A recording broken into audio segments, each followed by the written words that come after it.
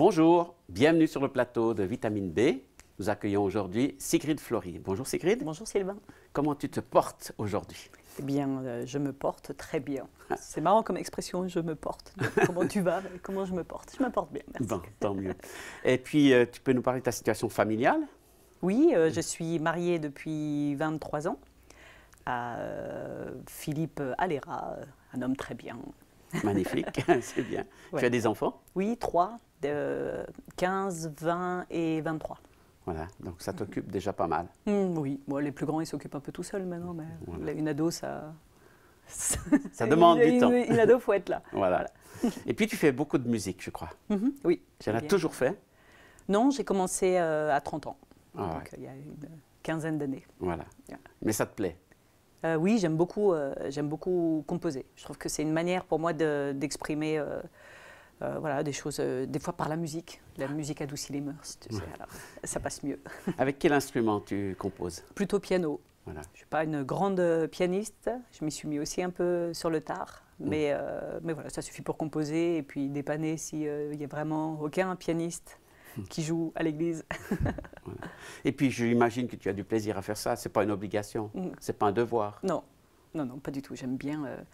Non, c'est ça. Des fois, dans mes temps de louange, tu sais, je suis au piano. Je vais plus facilement peut-être passer des temps de louange dans ma relation avec Dieu.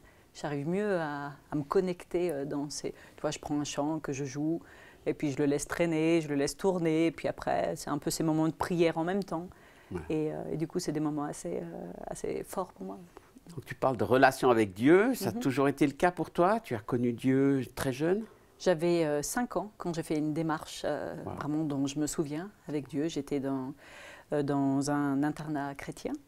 Et puis on m'a annoncé, on m'a partagé la parole, l'existence de Dieu de manière toute simple, juste avec des gens qui vivaient vraiment ce qu'ils disaient, tu vois.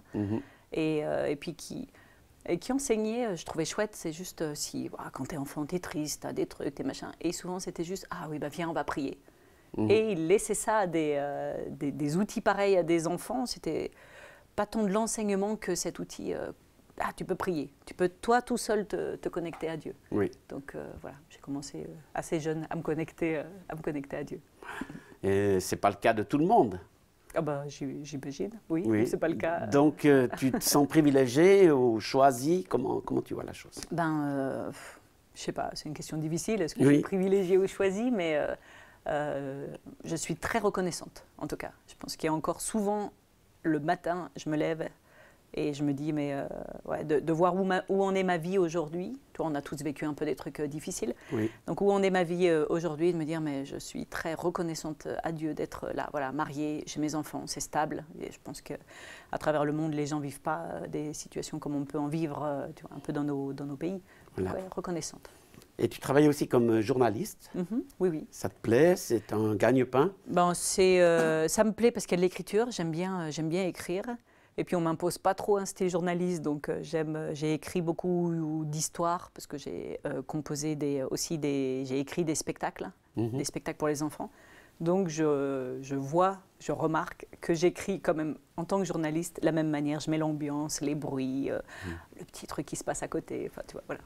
On retrouve ma patte. Et pourquoi pour les enfants? C'est une passion que tu as ou c'était une opportunité? Un peu par hasard, je pense. J'ai d'abord écrit pour des spectacles autobiographiques à destination des adultes qui étaient un peu intéressant, forcément, c'est moi qui l'ai écrit, je trouvais que c'était intéressant, mais c'était rude, c'était un peu dur, c'était du partage qui était profond, voilà.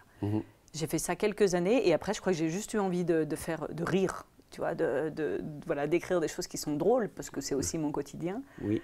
Et voilà, à force de relations, de rencontres, je me suis dit, mais on va prendre des histoires qui existent déjà, des princesses, des princes, et puis juste les détourner et en faire quelque chose de drôle. Donc j'ai passé 10 ans à faire ça et 10 ans à rire. Voilà, 9h du mat, on écrivait, puis on riait. Et puis tu avais beaucoup d'enfants qui étaient avec toi? Oui, ça. Alors j'écrivais, les adultes jouaient pour les enfants. Voilà. Donc j'avais les enfants dans la salle, c'était spectacle participatif. Donc ça c'est, des fois il faut un peu retenir l'énergie, tu vois, mais beaucoup d'enfants. Ah, magnifique. Ouais, très chouette. Ah, puis, tu veux nous partager aussi un verset biblique Oui. pour tous ceux qui ne la connaissent peut-être pas, ou qu'est-ce que la Bible t'apporte? C'est quel verset? Quelle est ta référence? C'est Romains 8, 38. Alors, on va lire ce texte, oui. Romains 8, 38, qui nous dit « Oui, j'en suis sûr, rien ne pourra nous séparer de l'amour que Dieu nous a montré dans le Christ Jésus, notre Seigneur. Ni la mort, ni la vie, ni les anges, ni les esprits, ni le présent, ni l'avenir, ni tous ceux qui ont un pouvoir, ni les forces d'en haut, ni les forces d'en bas, ni toutes les choses créées. Rien ne pourra nous séparer de l'amour de Dieu. » C'est quelque chose que tu crois, que tu vis? Oui, enfin, oui, que j'essaye de vivre de tout mon cœur, que je crois, oui, complètement. Donc tu as senti l'amour de Dieu dans toutes les circonstances de ta vie? Ce serait super, on reste humain avec nos émotions qui font comme ça, et peut-être les artistes encore plus. Oui. Non, je crois que j'ai appris assez vite à ne pas faire entièrement confiance à ce que je ressens, parce que ça bouge trop. Oui. Mais voilà, il y a des vérités. Et j'ai choisi, comme j'ai choisi de croire en Dieu et j'ai choisi de lui faire confiance, ben je choisis aussi de croire que ce qu'il me dit c'est juste. Voilà. Et c'est vrai, donc je m'accroche à ça. Là, il y a une grande description d'événements qui peuvent nous arriver, l'avenir, les esprits, la mort, la vie, toutes sortes de choses quand même compliquées, difficiles. Puis là-dedans, Dieu est toujours là. C'est ça. C'est solide. Et tu vois, je l'ai remis, je l'ai écrit, je vais te le lire parce que je l'ai mis comment moi je le fais entrer dans ma tête, ce verset. Oui. On pourrait le traduire par « j'ai l'assurance que ni la peur de la mort, ni la mort elle-même, ni ce que je fais dans ma vie, ni les esprits bons, ni les mauvais, ni ce que je fais aujourd'hui, ni ce que je ferai demain, ni mes belles œuvres pour Dieu, ni mes moches trucs cachés, ni personne à qui j'ai fait du bien ou du mal, ni ce que peuvent me dire les amis, les voisins, la famille, ne pourra me couper de la présence de Dieu. » Et c'est comme ça que je l'intègre, parce que j'ai eu, pour parler d'un truc un peu personnel, j'ai entendu parler de Dieu quand j'étais petite, comme je t'ai dit. J'ai fait vraiment une démarche qui était claire.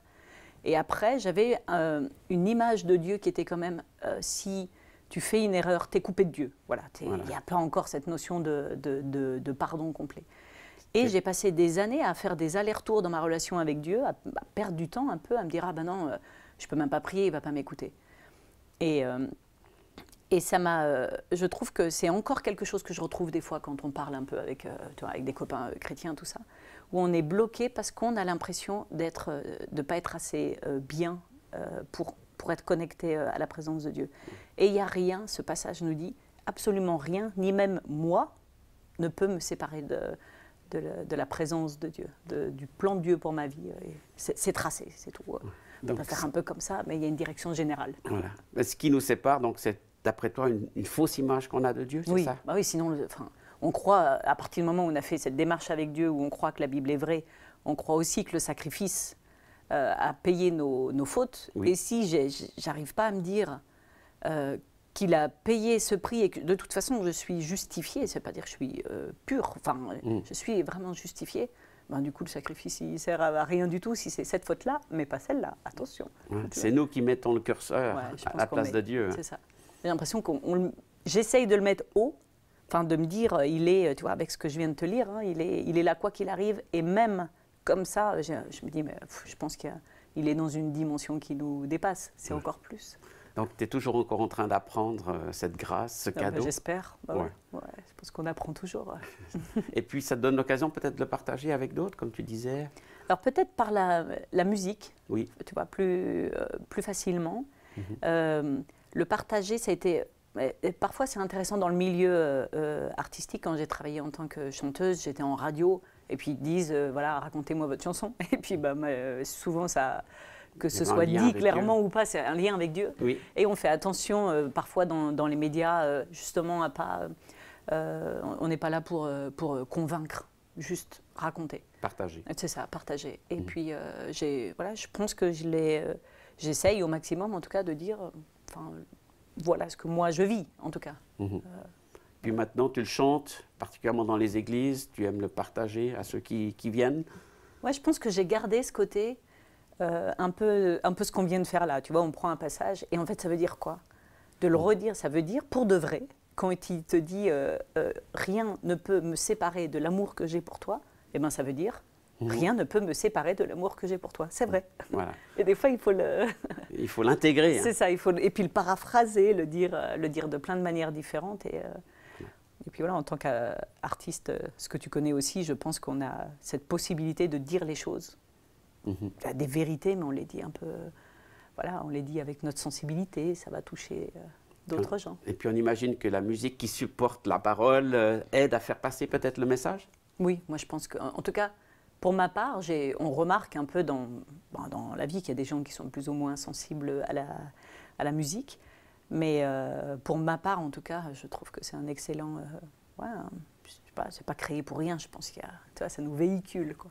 Puis il y a ce que toi tu fais, mais peut-être ce que d'autres font aussi, ça te nourrit, ce que d'autres artistes ou chanteurs font. Oui, complètement. Mais je m'écoute quasi pas, jamais même. Voilà. Je ne sais pas si tu t'écoutes. Non, non, non plus. Mais non, je mets... J'écoute les autres. Oui, c'est ça, je mets d'autres musiques, ouais. Voilà. Puis on voit la puissance qui se dégage d'une parole qui est mise en musique. Cette parole-là, tu la chantes? Oui, ouais, je pense qu'il y a des fois où c'est dit d'une manière, mais oui, voilà, ça c'est comme ça que...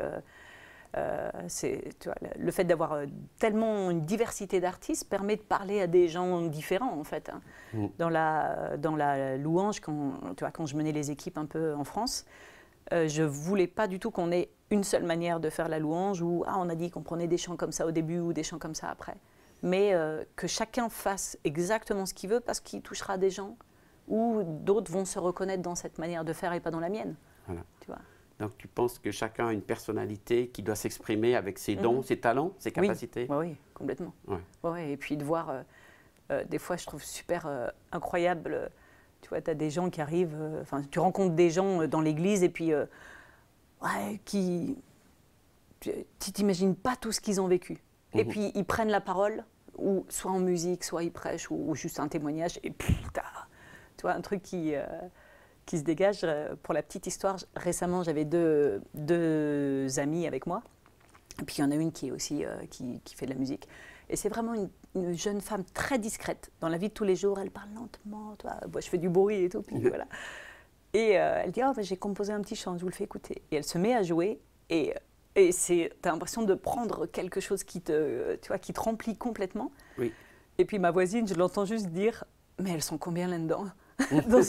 Et c'était très très bien, c'était bien résumé. C'était quand tu as la présence de Dieu qui est là, quand tu es connecté à Dieu, eh bien, c'est plus grand que toi, ça te dépasse, quoi. Ouais. Et puis tu peux dire des vérités qui vont peut-être être mieux saisies et comprises par les gens qui t'écoutent. Oui, c'est ça. Je pense que véhiculer avec la musique, ça touche. Voilà. Ouais. Donc tu te prépares peut-être à cette idée que ni la mort, ni la vie, peu importe les circonstances, Dieu va être avec toi, aussi dans le futur.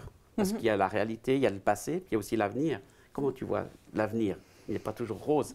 Oui, alors j'ai pas trop peur. Je pense que je suis assez positive. Oui. En général, je pense qu'on vit tous des trucs durs, mais que je me dis, ça c'était bien en tout cas. Tu vois, je prends le petit bout. Voilà. Et puis j'apprends, et je pense que j'apprends. J'ai pas fini, mais j'ai appris beaucoup ces derniers temps à déposer pour de vrai, à dire. Tu vois, je pense qu'avec l'expérience des enfants, des fois quand c'est compliqué avec les enfants, tu fais tout ce que tu peux en tant que parent. Et je me souviens d'avoir prié un jour en disant à Dieu, on est dans une sorte de garde partagée. Oui. Moi, j'ai fait mon taf humain. Et là, on va arriver au taf miracle.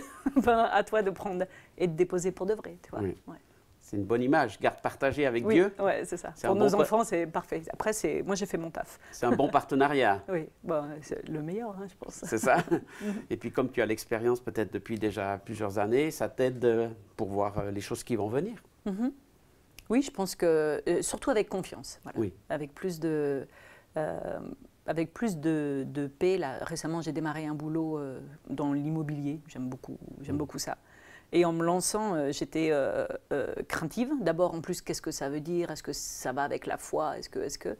Et juste me dire, j'ai confiance dans tous les domaines de ma vie. J'avance, voilà. Ça ne veut pas dire que je dois rien faire, mais je ne dois pas m'affairer pour rien, quoi. Ouais. Juste. Toujours, la charge mentale n'est pas pour moi. Merci beaucoup pour ce partage. Avec plaisir. Merci pour la confiance que tu dégages et puis qui, j'espère, va encourager beaucoup d'autres. On va vous dire, en tout cas à vous qui nous suivez, ayez confiance, parce que Dieu prend votre vie en main. Il dit que ni la mort ni la vie ne peuvent vous séparer de son amour. Donc vous pouvez vous approcher de cet amour, ou le garder, ou continuer dans cette marche de foi. Au plaisir de vous retrouver pour une prochaine émission sur le plateau de Vitamine B.